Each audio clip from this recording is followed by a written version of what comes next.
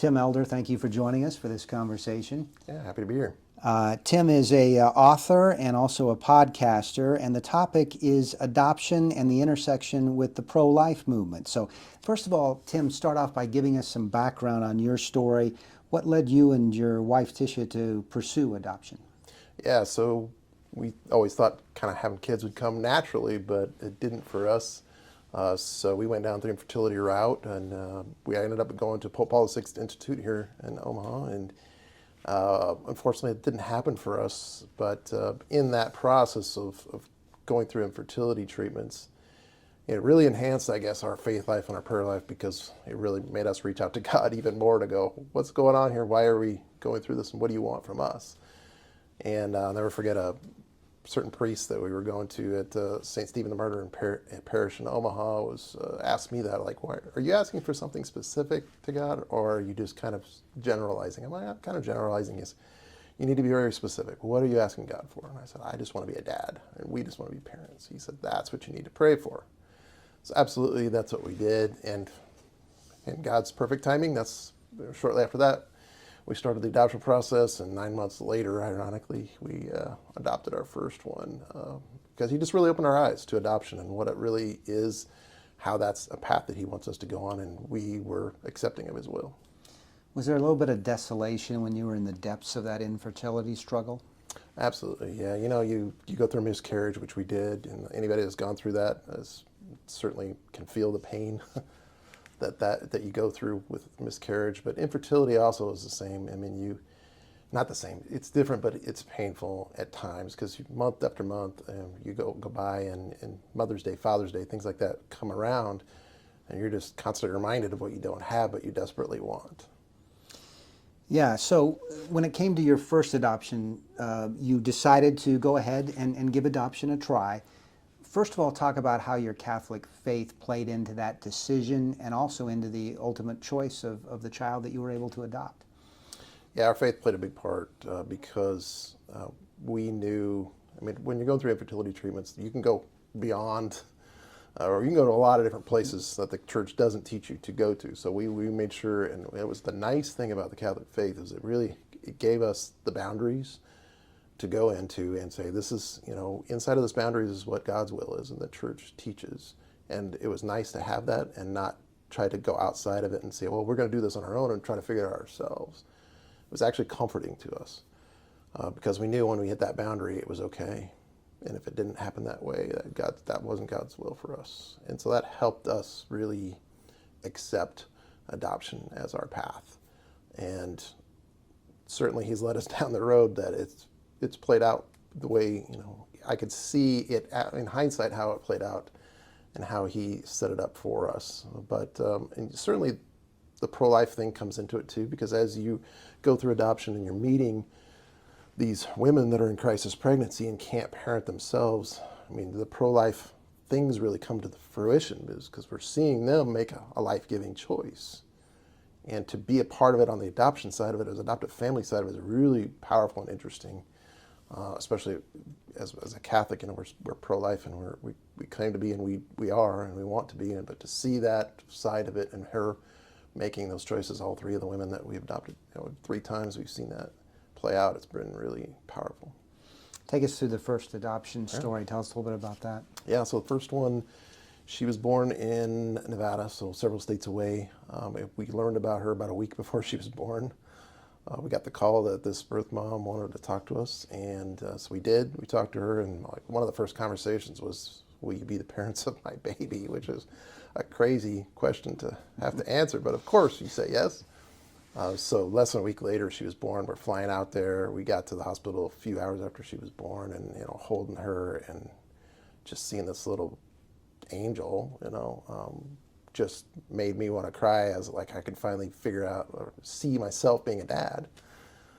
Thankfully I held it in a little bit there until we were all leaving the hospital a couple of days later, and we were hugging her birth mom goodbye with our baby, and all of our babies really in our hands. And it was a surreal moment, I think, because we were so elated and excited for us because we get to be parents, but we're really heartbroken for her because she wasn't able to parent like she really wanted to, but couldn't.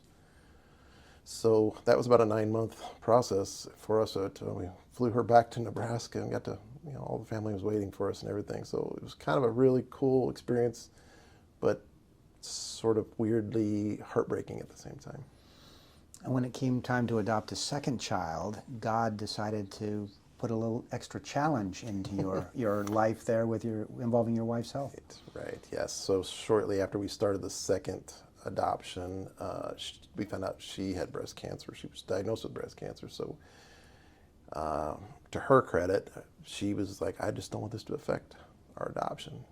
So she was thinking of the child more than herself, which that's who she is. Thankfully, she got through her treatment and recovery, and we got to put the adoption on hold. It didn't stop us from adopting, thankfully, and it took probably about 2 more years after that just to have our son, which was born in another state, opposite direction of our first one, but still several states away.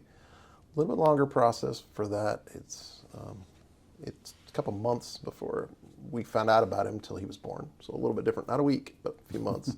But the nice thing and the interesting thing for us is the concept of open adoption, which is having this contact with birth parents after the baby's born, and you can still have this relationship and building this connection with them. We got to do that a little bit before he was born, which is amazing. And we got to go see them, visit them a couple times, brought a little girl with them, and it was awkward at first to meet them and go, hi, we want to adopt your son who's not yet born. But it was pretty cool to be able to develop that relationship with them. And then when he was born, we got the call from his birth father, like the day he was born, we got the call. We jumped on a plane, and so we were there, ended up getting there maybe 6 hours after he was born, something like that. And to walk in the hospital again and see another little baby being held by his birth parents this time, too, father and mother. It's really interesting and just, again, a surreal experience because they couldn't parent him like they wanted to, and they were allowing us to do it. And it must have been a good experience for you because then you decided a third time to adopt another child. Yeah, and we always thought we'd have a lot of kids. We wanted a lot of kids, and we didn't feel like we were done with 2. Even though we were starting to get in our 40s, and some people say, well, you're getting a little old here to adopt a baby, are you sure? But we prayed about it, and we thought, it's God's will for us. So we did. We went down the process again, took a few more years, and adopted another little girl out of California. So we're all over the country adopting little babies. But again, a really good experience with her. We knew very, very quickly, inside of a week, that she was going to be born. And the funny thing there was her birth grandma was involved, and she called us. So we thought it was a boy all along. It was the few days we knew about her.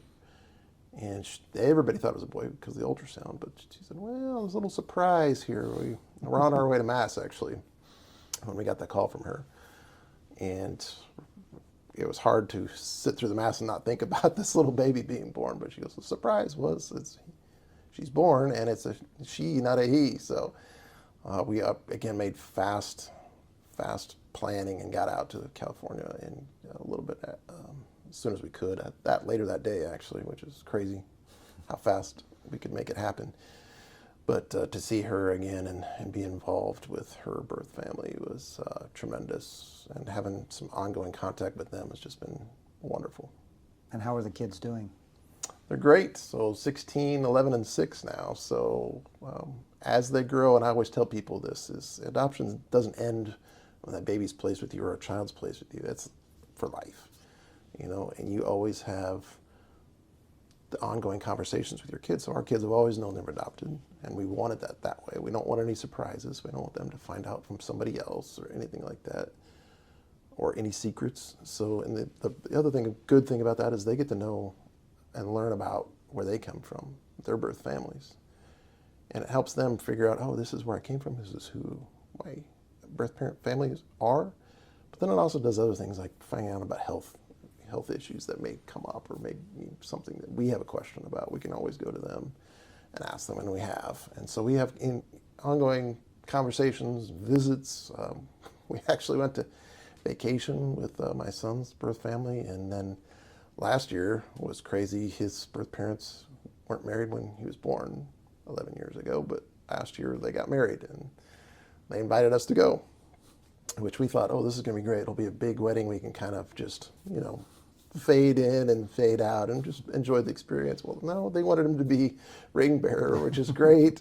And our daughters got to bring up the gifts because they were having a mass, a wedding mass. So it was wonderful. But we got there and it was not 200 people, it was 20 people. And 5 of them were us. So it was a much smaller venue than we thought. But it was great. It was wonderful to be a part of that. And all 3 of our kids' birth families, going back to our Catholic faith, they all chose us, at least in part because we're Catholic, and they wanted their babies, their children, to grow up Catholic, be in a Catholic school and learn the faith and not stray from it. And it's very, very important to them. So we've had a lot of great conversations with them as our kids have grown up and gone through First Communion and confirmation and just, doing sacraments and sharing those with them. It's just been wonderful. So looking back many years ago when you and your wife were starting on your journey, you wanted to be a dad, you wanted to have a family. And when you pictured that, it probably didn't look like it does today. Is that okay? Absolutely. Absolutely. I didn't know at the time, I was upset with God a little bit, like, why is this happening? This is not the way I pictured it. We were just going to have babies, and it was going to be however many babies, and they were going to look like us, and my plan didn't work out as I wanted it to, but I know now his plan is the right plan, and it worked, and it's been wonderful, and our kids are absolutely where they should be with us, and I wouldn't want it any other way now. Those mothers could have made a different choice. They could have chose abortion. They chose adoption. Do you think enough people know about adoption as a viable choice in that situation? I do not. In fact, there's plenty of statistics that show, or scary statistics that show there's only 1 or 2% of women that have crisis pregnancy that actually choose adoption. And I gotta believe in part is because they're just not aware of the option, or they're maybe not seeing adoption as what it used to be, which was closed and not have any contact with their children ever, and that scares them. So I just don't think there's enough awareness about adoption for women that do get into unplanned crisis pregnancies to say adoption is not only a choice, it can be a good choice and certainly a life-giving choice. And if you were sitting across the table from one of those women who was facing that choice, what would you say to her? Wow, it'd be a hard conversation, that's for sure. I guess what I would say is to search her heart, to pray about it, to seek what is good, not just for her, but for the child. And what does God want for her and her child? And to look at others and maybe other situations, other stories, that you can see where they've made that life-giving choice of an adoption plan and said, this is how it worked out and this is how it can work out and how beautiful it can be and not scary and not tormenting for them, because it might be something that she's tormenting. But I think a lot of it would be just listening, though, because I think these women get in a part where nobody's listening to them and they don't have the support around them. So I think supporting a woman that's sitting across from you and saying, what do I do? And talking through her about it would just allow her and God to work in her, I think, and to open her eyes to an adoption plan for a life-giving choice. And looking at the other perspective, if you were to sit across the table from a couple that was considering an adoption, what would your advice be to them? Don't give up. Research. Again, look at stories of other people, talk to other people, because I think a lot of people, and I was certainly in the same situation, my wife and I, where we didn't know anybody who adopted. I mean, at that point, especially in our family, nobody we knew adopted, so we didn't even know what it looked like. How was it all even going to work? So now, I mean, that's why I created my website, infantadoptionguide.com, because I really wanted people to see, from my perspective, that somebody else did it, and you can too. And here's the hope. Hang on to the hope that'll happen for you, and follow a plan, research, look at it, keep going, and don't give up, because if you give up, you're never going to adopt. If you keep going, you will adopt, and you'll feel the blessing. You've done a number of things to try to raise this awareness. You mentioned your website, infantadoptionguide.com. You also have a podcast that they can find on that website, I believe, Infant Adoption Guide Podcast. Tell us about those two ventures. Yes. So the blog or the website started early on in our adoption process because, like I said, I just wanted to help people and get the awareness out. But I found quickly that writing was not my first choice. So speaking, I like talking, so here I am with you. So having a podcast came to my attention, and I just started it and figured it out, and it was a learning process. But talking to people and sharing their stories, sharing my story on audio is just a different venture for me, and I think I like to listen to podcasts, so I think other people do, and they have. But having authors on there, I've had birth mothers on our show, we've had people that have adopted sharing their stories, having people that are in the adoption world that just professionals that share advice on how to do this, how to start. Here's for step 1, 2, 3, 4, and what does it look like inside of each of those steps. I think the podcast has done a lot of amazing, and people have told me this, I'm just not saying this on my own, but the podcast has definitely opened up their minds and their hearts to the hope of adoption, that they can do it. And the obstacles that come up, and there will be, you can overcome. And you didn't stop there. You've just released a book that you co-authored called Pro-Life, Pro-Adoption. Why write the book, and what do you hope people take away from the book? It's actually pro-family, pro-family, pro-adoption. Okay, yes. all right. Yep. And what the book is, it's all about raising awareness about adoption. We want adoption as a choice that is life-giving choice. And we feel like, again, the 1% of women that choose adoption, why is that? I mean, you have nowhere to go but up from 1%. So we feel like it was a book that needed to be written to just raise awareness of it. So myself and Terry Myercroft are both of adopted parents. She did a lot of research. I helped interject my side of the story and what I know about adoption. But there's so many statistics and just the raising of awareness that adoption is not the choice that a lot of women make. Why is that, and how can we, especially as Christians, help these women that are probably sitting in the pew next to us and we don't even know it? How can we help them make a life-giving choice? Like you said, somebody sitting right across from you. We need to be aware, first of all, that they're sitting right across from us. And then what do we say to them? And how do we help them? Because the research shows they're not getting the word. They're not understanding the word. They're not getting the support they need either. And it could be at home. It could be in a church. It could be at the workplace. Wherever they're at, they're not getting the support they need to say, hey, you can do this. Here's what adoption looks like. It might not be what you think, but it is a blessing.